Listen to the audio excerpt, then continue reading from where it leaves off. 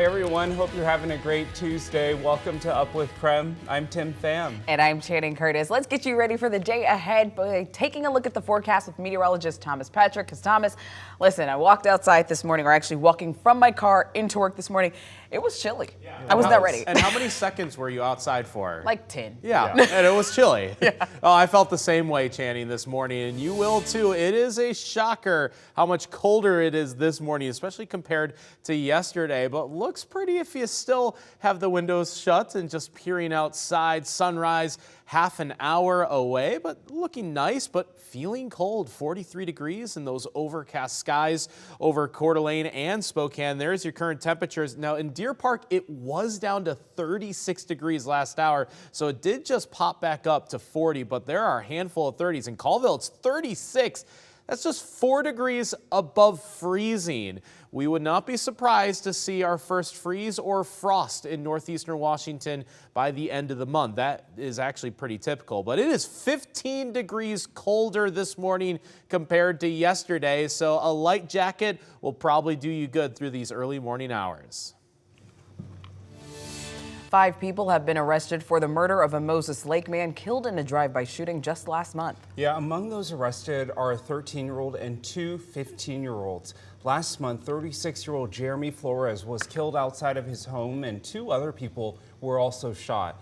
Court documents do not reveal what led up to the shooting. We do know Flores' son told police he saw 2 cars pull up. Police say there was some type of argument, which then led to the shooting.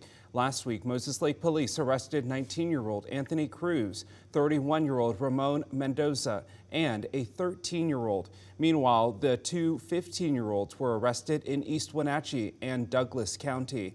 Court documents show some of the teens arrested were gang members. All 5 suspects, including the 13-year-old, are charged with second-degree murder, drive-by shooting, and 4 counts of first-degree assault.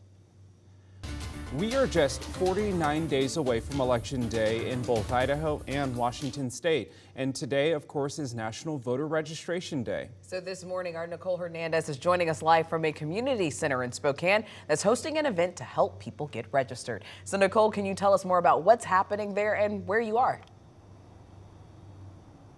So Channing, Tim, I'm at the American Indian Community Center on Indiana, right near Monroe Street. And this right here is where the Free the Vote event is happening later today.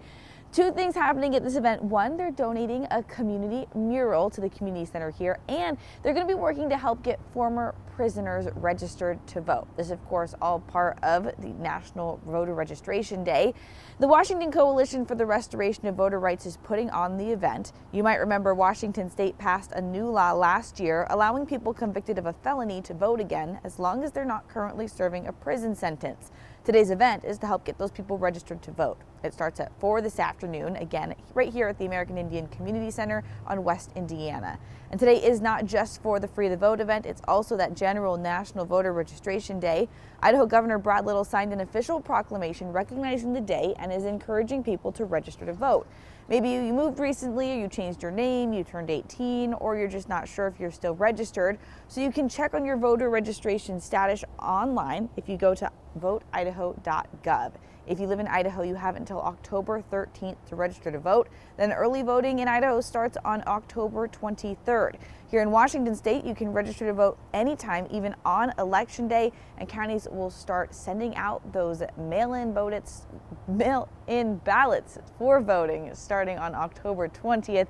And that's, of course, looking ahead to the actual Election Day, which is Tuesday, November 7th this year. In Spokane, Nicole Hernandez, KREM 2 News. Covering North Idaho, the University of Idaho continues to move ahead with its plan to affiliate with the University of Phoenix. Last week, 3 East Coast senators wrote a letter to U of I President Scott Green, raising concerns and asking Green to explain the decision. In his response, Green said Idaho is not buying the University of Phoenix. Rather, a not-for-profit organization is buying the school, then affiliating directly with the U of I. The senators have several concerns around the University of Phoenix's history and it costing taxpayers money in the long run. They say the University of Phoenix is failing academically, but the University of Idaho says that's outdated information. Green's letter says the affiliation would bring Phoenix's strong online learning infrastructure to remote parts of Idaho and make education more accessible. As of now, Idaho expects the sale and affiliation to go through early next year.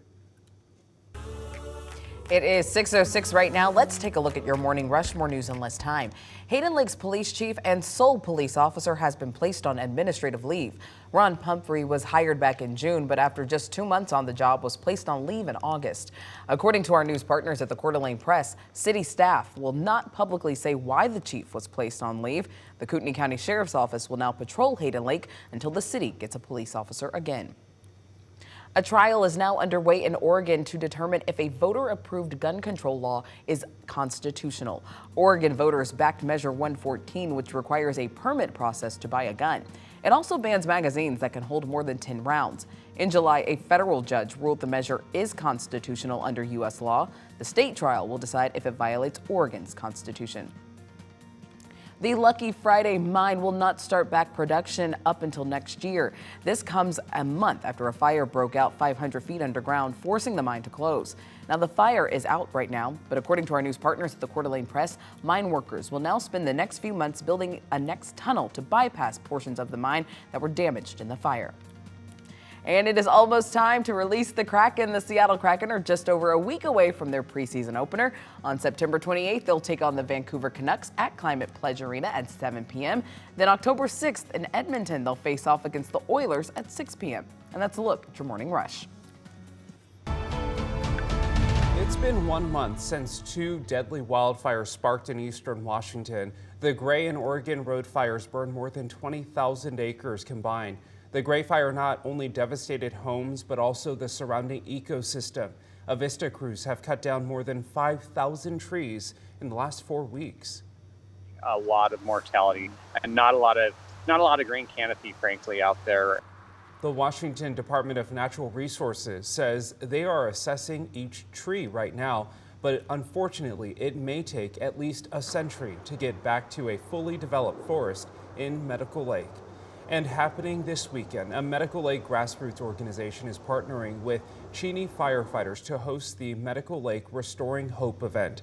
There will be an auction, food trucks, merchandise, and more.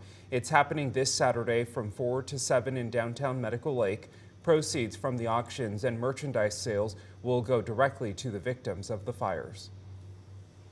6:08 weather-wise, chilly this morning, and by the afternoon, not a whole lot better. This is a fall-like feel for this week with the first day of fall upcoming this Friday. So here right on time, highs only in the 60s today, but it will be a bit more cloudy this morning compared to the afternoon hours. So look for decreasing clouds for today. We do have another cold front that's just moving into the Pacific Northwest. So that's where the clouds are coming from.